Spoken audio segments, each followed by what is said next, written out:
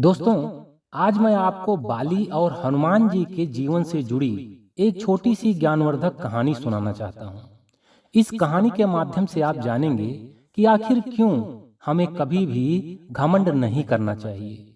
फिर वह घमंड चाहे धन का हो, बुद्धि का हो, बल यानी ताकत का हो, पद प्रतिष्ठा का हो या फिर रंग रूप का हो, चाहे जिस भी चीज का घमंड हो, आज नहीं तो कल उसका घमंड हनुमान जी तोड़ते जरूर हैं। जरा सोचिए कि जब हनुमान जी ने बाली जैसे महाबली का घमंड चकनाचूर कर दिया, तो फिर हम इंसानों की औकात ही क्या है। उस महाबली महाशक्तिशाली बाली का घमंड पल भर में ही चकनाचूर कर दिया, जिसको यह वरदान प्राप्त था कि जो भी उसके सामने आएगा उसकी आधी शक्ति छीण हो जाएगी और छीण हुई वही शक्ति स्वयं बाली को प्राप्त हो जाएगी। तो सोचिए कि ऐसे वरदानी का घमंड भी महाबली हनुमान जी ने पल भर में ही चकनाचूर कर दिया। तो दोस्तों, आइए सुनते हैं इस रोचक व ज्ञानवर्धक कहानी को। दोस्तों, श्री रामचरितमानस में वर्णित इस प्रसंग के अनुसार महाबली बाली देवराज इंद्र का पुत्र था। बाली महाबली और महापराक्रमी था। उसके पराक्रम से खुश होकर उसके पिता देवराज इंद्र ने उसे एक सोने का हार भेंट स्वरूप प्रदान किया। मगर यह कोई मामूली हार नहीं था, बल्कि इस सोने के हार को स्वयं ब्रह्मा जी ने कुछ विशिष्ट मंत्रोच्चारण करके इसमें ऐसी शक्ति डाल दी थी कि जो भी इस हार को अपने गले में धारण करेगा तो उसके सामने पड़ने वाले किसी भी चीज की आधी शक्ति समाप्त हो जाएगी और वही आधी शक्ति स्वयं उसे मिल जाएगी जिसने उस दिव्य हार को धारण कर रखा है। ऐसा अद्भुत हार ब्रह्मा जी ने देवराज इंद्र को दिया था और वही शक्तिशाली हार देवराज इंद्र से बाली को प्राप्त हुआ था। जब बाली ने उस हार को पहनकर उसकी शक्ति को जांचा परखा, तब उसे उस अद्भुत हार की शक्ति का पता चला। उस दिव्य हार की अद्भुत शक्ति का पता चलते ही बाली का घमंड सातवें आसमान पर चला गया। उसके बाद बाली सभी लोगों का निरादर करने लगा। किसी को कुछ समझता ही नहीं था। फिर वह चाहे सुग्रीव हो, कोई राक्षस हो या देवता, जो भी बाली को रोकने समझाने या उससे युद्ध करने आता, बाली उसे पल भर में ही धूल चटा देता। उस शक्तिशाली हार के चलते बाली का तांडव इतना बढ़ चुका था कि वह अगर किसी घने जंगल से गुजरता था तो उसके सामने पड़ने वाले मोटे से मोटे वृक्ष को भी उखाड़कर फेंक देता था, मगर अपना रास्ता नहीं बदलता था। चूंकि बड़े से बड़े वृक्षों की भी आधी शक्ति बाली के पास आ जाती थी, इसीलिए बाली बड़ी आसानी से उन वृक्षों को उखाड़कर फेंक देता था। बाली की इस उदंडता और उसके अहंकार को देखकर सभी वानर जाति और सभी देवतागण बेहद चिंतित हो रहे थे, मगर उनमें से किसी की भी हिम्मत नहीं हो रही थी कि उस बाली को कोई सबक सिखा सके।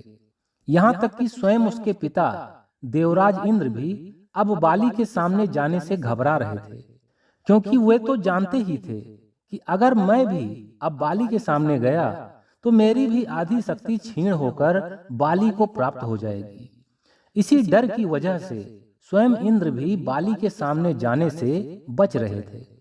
जब बाली का आतंक और भी ज्यादा बढ़ने लगा, तब सभी देवतागण ब्रह्मा जी के पास पहुंचे और उनसे बाली के अहंकार को तोड़ने का उपाय पूछने लगे। तब ब्रह्मा जी ने इसका उपाय बताते हुए महाबली हनुमान जी का नाम सुझाया और देवराज इंद्र को समझाते हुए कहा, तुम लोग हनुमान जी के पास जाओ और अपनी यह समस्या बताओ। निश्चित ही पवन पुत्र तुम्हारी इस समस्या का समाधान करेंगे, मगर मेरा एक संदेश भी उन तक जरूर पहुंचा देना। हनुमान जी से कहना कि वे अपनी पूरी शक्ति का सिर्फ 10% हिस्सा ही अपने साथ लेकर बाली के समक्ष जाएं, नहीं तो घोर अनर्थ हो जाएगा। इतना सुनकर देवराज इंद्र व सभी देवतागण ब्रह्मा जी को प्रणाम करके वहां से चले जाते हैं। मगर किसी के भी समझ में यह नहीं आता कि आखिर ब्रह्मा जी ने यह क्यों कहा कि हनुमान जी अपनी शक्ति का सिर्फ 10वां हिस्सा लेकर ही बाली के सामने जाएं, क्योंकि अगर हनुमान जी अपनी पूरी शक्ति भी अपने साथ लेकर बाली के सामने जाते हैं तो हनुमान जी की आधी शक्ति तो वैसे ही बाली को प्राप्त हो जाएगी।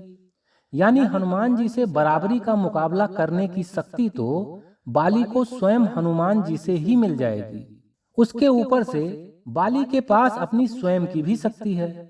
तो इस तरह से तो बाली हनुमान जी पर वैसे ही भारी पड़ने वाला है। तो आखिर फिर क्यों ब्रह्मा जी ने कहा है कि हनुमान जी से कह देना कि वे अपनी शक्ति का सिर्फ 10वां हिस्सा ही अपने साथ लेकर जाएं। सभी देवतागण आपस में यही सब चर्चा कर रहे थे, मगर किसी के भी समझ में कुछ भी नहीं आ रहा था। अब ब्रह्मा जी का आदेश था, तो उस आदेश का पालन तो करना ही था। देवराज इंद्र सीधे हनुमान जी के पास पहुंचे और उनसे विस्तार से बाली के उदंडता, उसके घमंड और उस अद्भुत हार की शक्ति के बारे में भी बताया।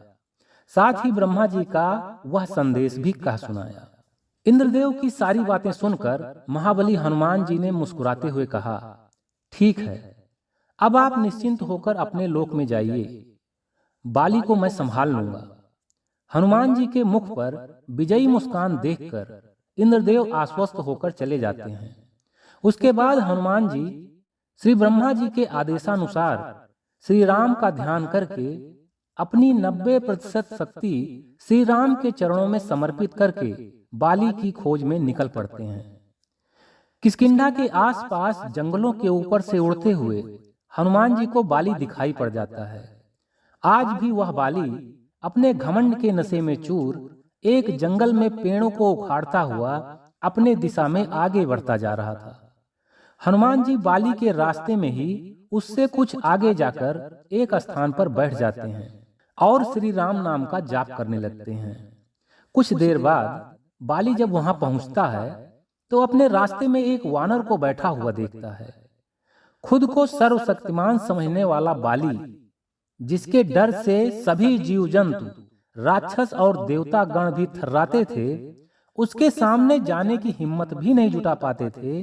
आज उसी बाली का रास्ता एक तुच्छ बानर रोक कर बैठा था।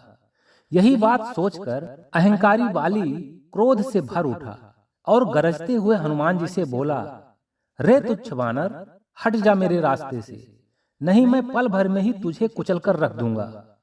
बाली की इस गर्जना का जैसे हनुमान जी पे कोई असर ही नहीं हुआ। हनुमान जी उसी मुद्रा में राम नाम का जाप करते जा रहे थे। अब बाली के क्रोध की ज्वाला और भी धधक उठी। वह चिल्लाते हुए बोला, अरे दुष्ट वानर, अब तो तेरा अंत निश्चित है, अब मरने के लिए तैयार हो जा। इतना सुनकर हनुमान जी ने अपनी आंखें खोली। जैसे ही हनुमान जी की दृष्टि बाली पर पड़ी, वैसे ही हनुमान जी के अंदर 10% जो शक्ति थी, उसमें से आधी शक्ति यानी कि 5% शक्ति बाली के अंदर समाहित हो गई। हनुमान जी की 5% शक्ति बाली के अंदर जाते ही बाली को असीम शक्ति का आभास होने लगा। उसकी रक्त धमनियां तेज हो गईं, उसके अंदर रक्त का प्रवाह तेज हो गया, उसके शरीर की नसें, उसकी रक्त नलिकाएं मोटी होने लगी। बाली को ऐसा लगने लगा जैसे कि उसके शरीर की सभी नसें अभी की अभी फट जाएंगी। बाली दर्द से कराहने लगा। उसे समझ ही नहीं आ रहा था कि आखिर यह सब हो क्या रहा है। ऊपर से इंद्रदेव और सभी देवतागण यह सब नजारा देख रहे थे और उन्हें भी आश्चर्य हो रहा था कि बाली जैसे महाबली भी जब हनुमान जी की शक्ति का मात्र 5% हिस्सा भी संभाल नहीं पा रहा है, तो हनुमान जी की पूरी शक्ति का मुकाबला भला कोई कैसे कर सकता है। बाली को तड़पता देखकर वहां पर स्वयं ब्रह्मा जी प्रकट हो जाते हैं और बाली से कहते हैं, जिस वानर को तुम साधारण वानर समझ रहे हो, वे पवनपुत्र हनुमान हैं, जिनकी संपूर्ण शक्ति का मात्र 5% हिस्सा भी तुम संभाल नहीं पा रहे हो। तो जरा सोचो कि अगर वे अपनी 100% शक्ति के साथ तुम्हारे सामने आ जाते तो तुम्हारा क्या हश्र होता। तुम्हारे अंदर तत्क्षण विस्फोट हो जाता, तुम पल भर में ही भस्म हो जाते। इसीलिए अब कभी भी अपनी शक्तियों पर घमंड मत करना। अब जाओ, जितनी तेजी से तुम हनुमान जी से जितना दूर जाओगे, उतनी ही जल्दी तुम्हें इस पीड़ा से राहत मिलेगी। दोस्तों, इतना सुनते ही बाली उल्टे पैर वहां से भागा और तब तक हनुमान जी से दूर भागता रहा जब तक हनुमान जी की शक्तियां वापस उन्हीं के पास नहीं चली गईं। तब जाकर बाली को सुकून मिला, तब जाकर बाली ने चैन की सांस ली। अब जरा सोचिए कि इतने बलशाली, इतने शक्तिवान होते हुए भी हमारे हनुमान जी को अपनी शक्तियों, अपने पराक्रम के ऊपर जरा सा भी घमंड नहीं है। हनुमान जी ने बचपन से लेकर अपने पूरे जीवन काल में बाली और रावण जैसे ना जाने कितनों का अहंकार चकनाचूर किया है, मगर अपने अंदर जरा सा भी घमंड आने नहीं दिया।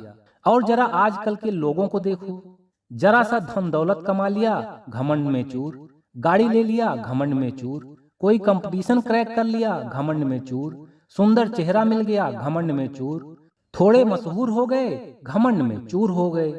दोस्तों, मेरी एक बात हमेशा ही याद रखना कि ना तो हमेशा सुंदर चेहरा रहेगा, ना गाड़ी रहेगी, और ना ही हमेशा धन दौलत ही रहेगा, क्योंकि हकीकत में तो इस धरती पर कोई भी हमेशा जीवित नहीं रहेगा। तो फिर घमंड किस बात का करना?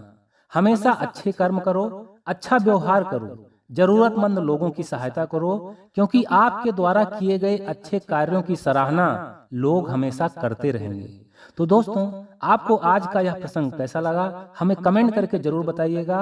और अगर आप भी हनुमान जी के भक्त हैं तो कमेंट में जय हनुमान या जय बजरंगबली लिखना बिल्कुल भी मत भूलना। तो हंसते रहिए, मुस्कुराते रहिए, हर दिन कुछ अच्छा सीखते और सिखाते रहिए। मैं मिलता हूँ नेक्स्ट वीडियो में एक नई मोटिवेशनल स्टोरी के साथ। तब तक के लिए take care, wish you all the best, bye bye.